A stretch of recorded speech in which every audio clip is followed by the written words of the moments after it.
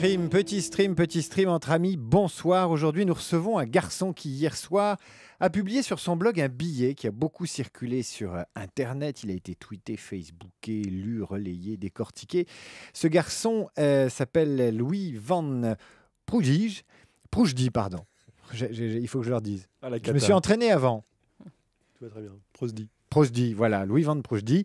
Il est chef d'entreprise branché high-tech et il est tétraplégique. Et hier soir sur son blog, Louis a expliqué que pour faire son boulot de chef d'entreprise et bosser comme tout le monde, voire plus que tout le monde, il bénéficiait d'un service qui lui permettait de se lever, de se laver, de se coucher, bref, comme tout le monde, sauf que les horaires de ce service ont changé et qu'au lieu d'avoir les horaires d'un businessman, Louis devrait désormais avoir les horaires de mes filles, par exemple, qui sont à l'école primaire et qui vont au dodo avec les poules. Et évidemment, ça lui plaît pas du tout. Et ce soir, Louis est avec nous pour parler de sa situation, du buzz énorme que son billet a déclenché, des pistes de solutions à sa situation et enfin du web qui le passionne. Petit stream, je vous le rappelle, c'est aussi vos tweets, vos questions à Louis. C'est rediffusé demain en vidéo sur Dailymotion et sur Europe1.fr qui bat, je le rappelle, tous les records de fréquentation en ce moment. Pour vous interroger, Louis, Jonathan Boucher-Petersen et Hélène Favier d'Europe 1. Bonsoir. Bonsoir à tous les deux et c'est parti. Alors, racontez-nous, même si nous on sait un peu ce qui s'est passé hier soir ou hier dans la journée, vous écrivez ce billet. Bonsoir David. Oui, alors en fait, le billet ne devait pas être publié hier soir. Enfin, je l'ai publié, mais il ne devait pas être relayé. Je n'avais pas tweeté sur le sujet, donc j'avais juste mis sur le blog juste avant de me coucher à 22h. Donc vous partez du principe que plus personne ne lit les blogs et que tout le monde est sur les réseaux sociaux. Surtout le mien qui n'avait pas été utilisé depuis 2 ans, donc il n'est pas spécialement lu. C'était le premier billet depuis 2 ans sur votre blog. Oui, ou 1 an, ou un an et demi. Enfin, j'avais un peu... c'est mort les blogs, non ? Non, je plaisante. Et j'avais envoyé un mail à un certain nombre d'amis en leur disant est-ce que vous pouvez relire ce billet, je vais avoir votre avis avant de le publier, enfin avant de le tweeter demain, et dites-moi ce que vous pensez du ton du message, et puis à mes collaborateurs de l'entreprise, je leur dire est-ce que vous pensez que ce message ne risque pas de nuire à l'image de l'entreprise. Voilà. Et j'ai quelques amis qui n'ont pas forcément lu jusqu'au bout mon mail et qui ont regardé le message sur le blog, et qui ont été plutôt saisis par le message et ont retweeté immédiatement. Ce qui fait qu'à partir de 22h15 ou 22h20, ça a juste été l'apocalypse. Alors, il faut peut-être rappeler ce qu'il y avait dans le billet quand même. Je l'ai fait très succinctement, mais en 2 mots. Léa, vous l'avez lu ? Non, en fait, le billet est un peu long, il fait effectivement une dizaine de pages, mais malheureusement, il ne couvre pas tous les sujets. En fait, c'est une décision qui a été un peu radicale de Santé Service, qui est l'organisme qui s'occupe effectivement de m'élever, de mes couchers depuis quelques années. Et qui, du jour au lendemain, alors que jusqu'alors j'étais douché tous les matins, globalement un peu comme tout le monde. Et tôt, enfin à 8h, avec des horaires qui étaient plutôt bien respectés, que j'avais un lit plutôt confortable et normal, et que j'étais couché le soir à des horaires variables, mais qui étaient plutôt entre 23h et 1h du matin en fonction des aléas de la tournée. Et puis de temps en temps, quand j'en avais le besoin, un peu de rab, où on s'arrangeait avec les infirmiers de nuit pour que je puisse rentrer un peu plus tard quand j'avais des interviews avec vous. Et du coup, d'un seul coup, tout a basculé pour des raisons complexes qui sont liées à différents sujets qu'on abordera tout à l'heure. Et on m'a annoncé froidement, 2 directrices d'unité et un médecin-chef sont venus m'annoncer chez moi que désormais, je passerai à 1 douche par semaine. Et ça, c'est du jour au lendemain. Du jour au lendemain. C'est-à-dire que le lendemain de leur visite, je n'avais plus de douche. Je venais de vivre ma dernière douche. C'était la douche froide, là. C'était la douche froide. Et une douche par semaine, ça veut dire quoi ? Ça veut dire que le reste du temps, vous vous débrouillez ? Le reste du temps, non, c'est toilette au lit, comme à l'hôpital. C'est-à-dire toilette au lit, c'est-à-dire que vous êtes allongé sur votre lit et on vous débarbouille et on vous lave de la tête aux pieds avec un gant de toilette et une cuvette.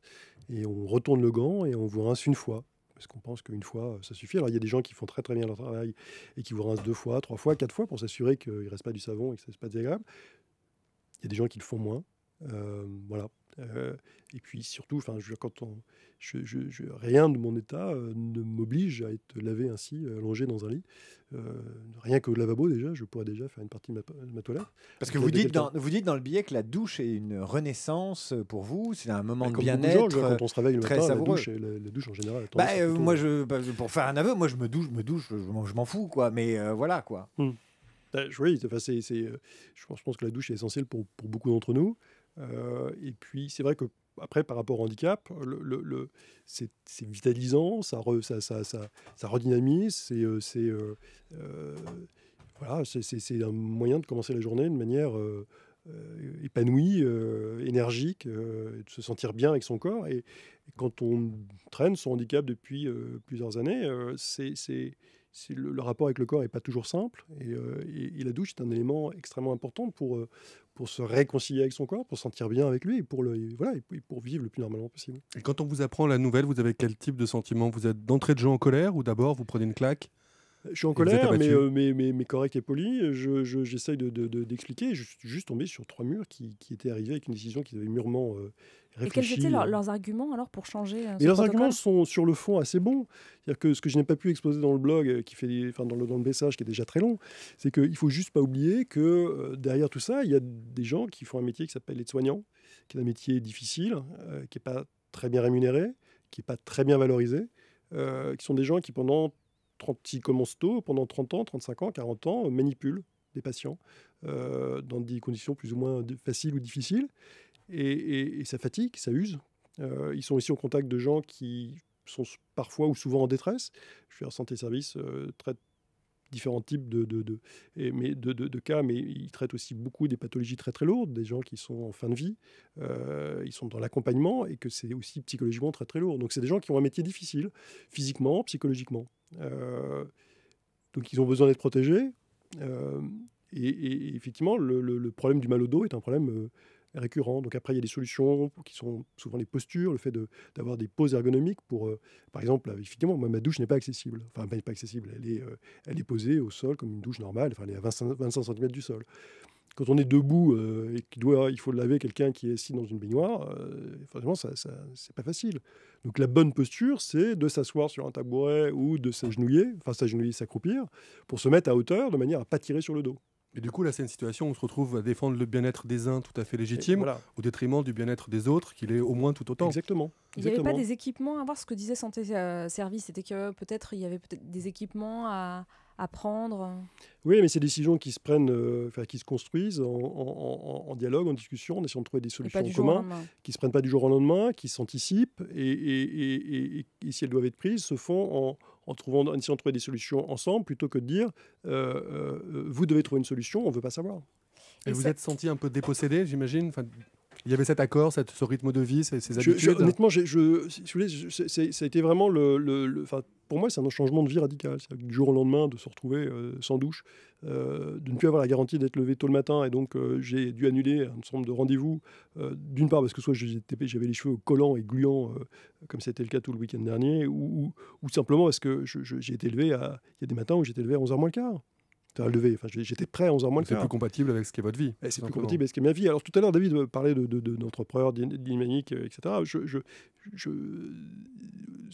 faut juste pas oublier que n'importe qui, quel que soit son travail, a des horaires de travail qui lui sont imposés par son employeur, et que quel que soit le métier qu'on fasse, quand on est handicapé, on a juste besoin d'être prêt à l'heure et pour pouvoir effectuer son travail. Et on a aussi besoin d'être couché pas trop tôt, pour avoir une vie sociale. Et après que moi, j'ai fait le choix de me consacrer dans l'entreprise, de travailler énormément, et effectivement, c'est un choix, mais c'est aussi le choix pour d'autres d'avoir une vie beaucoup plus, je dirais, moins prenante professionnellement, et d'avoir beaucoup plus de temps pour leur vie privée. Et cette décision, quand elle vous a été annoncée, est-ce que vous savez si elle a été annoncée à d'autres Est-ce que Santé Service... C'est très difficile à savoir, parce qu'en fait, les patients ne se connaissent pas, ils ne communiquent pas entre eux, le personnel a le devoir de discrétion. Est-ce qu'il y a des internautes qui vous ont dit « moi je suis dans la même situation ».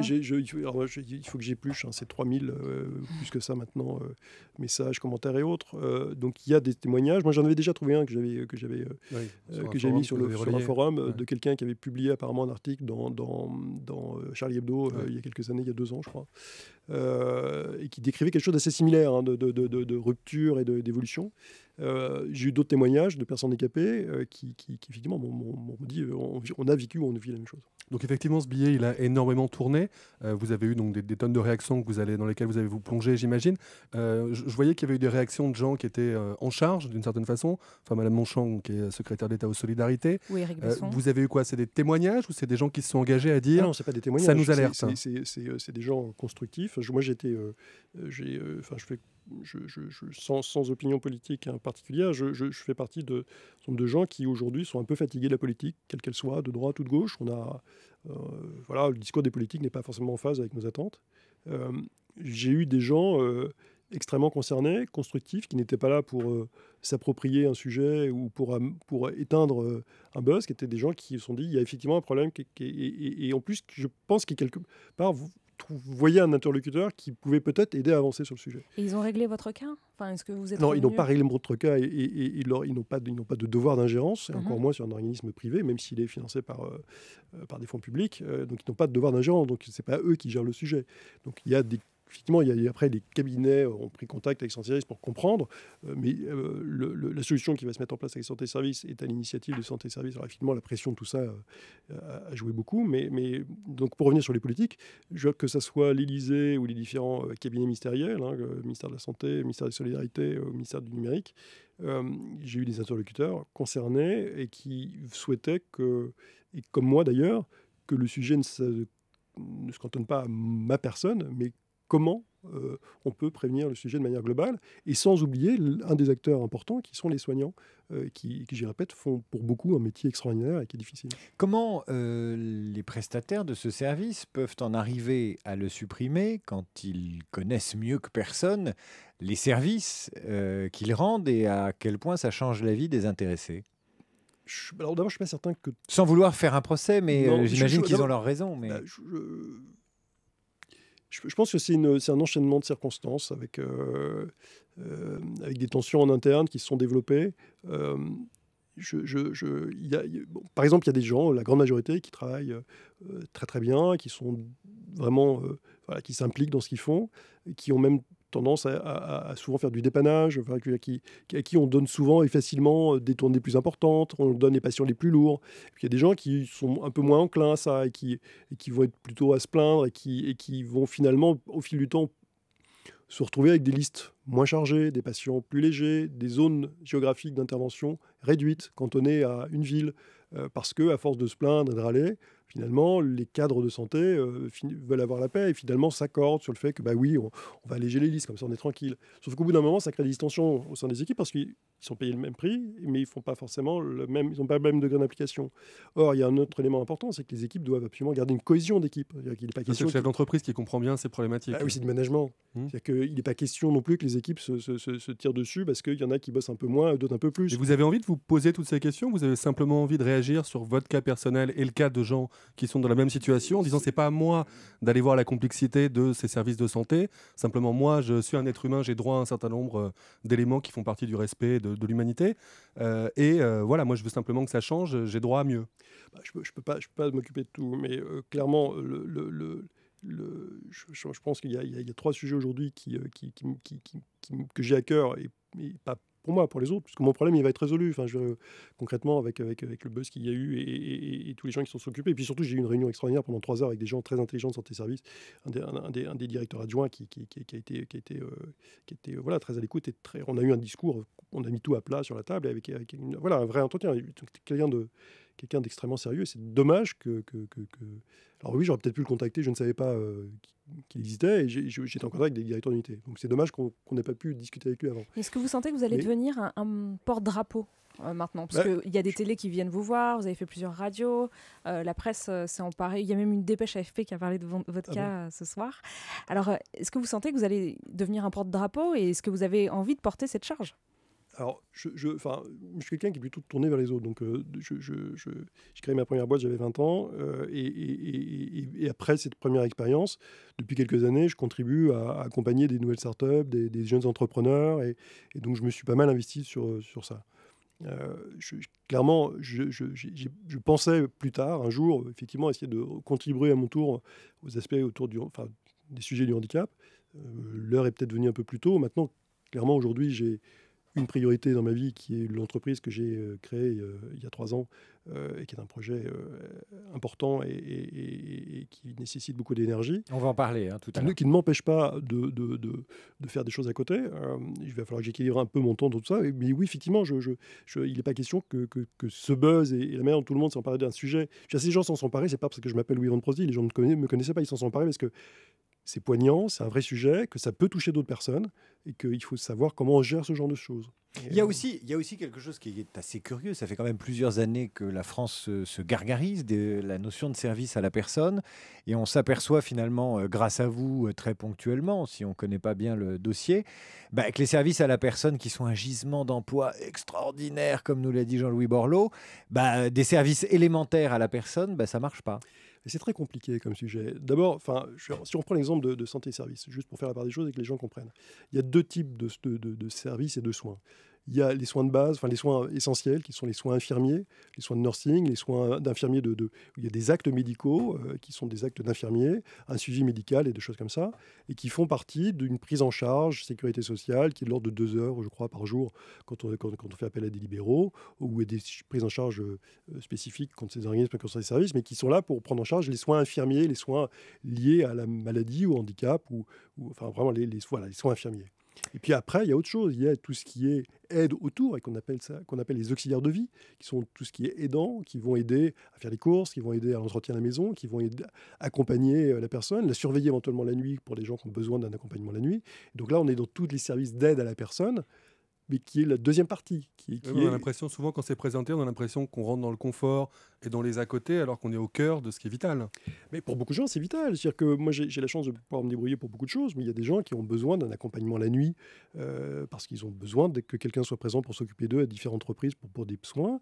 Il y a des gens qui ont besoin qu'on leur prépare la nourriture, qu'on leur coupe la nourriture, qu'on les accompagne pour faire des courses, etc. Enfin, il y a, selon le degré de dépendance, il y a des niveaux plus ou moins importants d'aide qui sont nécessaires. Une dernière question pour clore cette partie. Est-ce que vous n'avez pas l'impression, sur les réseaux sociaux, notamment sur Twitter, il y a des ministres et des ministères qui ont tweeté, retweeté sur votre cas, qu'ils ont fait un peu leur réputation, leur irréputation à bon compte sur le buzz qui était généré par votre histoire? Honnêtement, j'ai été complètement déconnecté toute la journée. Je n'ai pas vu les tweets. Donc je ne sais pas, je n'ai pas vu. Donc la seule chose dont je peux parler, c'est les gens que j'ai eu au téléphone. Ouais, mais ils ont mis tout ça bien en scène. Je veux dire, à chaque fois qu'ils vous passaient un coup de fil, ils le disaient. Je vais le découvrir demain si j'arrive à voir un peu tous les fils de tweets. Donc je n'ai pas vu une éventuelle mise en scène, parce que je n'ai pas lu les tweets. Donc je vous ferez un débrief de ce buzz qui mais bien sûr, non, mais c'est bien sûr. Je ferai non seulement un débrief du buzz, et surtout, le but derrière, c'est de synthétiser tout ça pour que ça soit utile. Et le buzz est allé jusqu'à l'Élysée. Allez, on passe à la suite.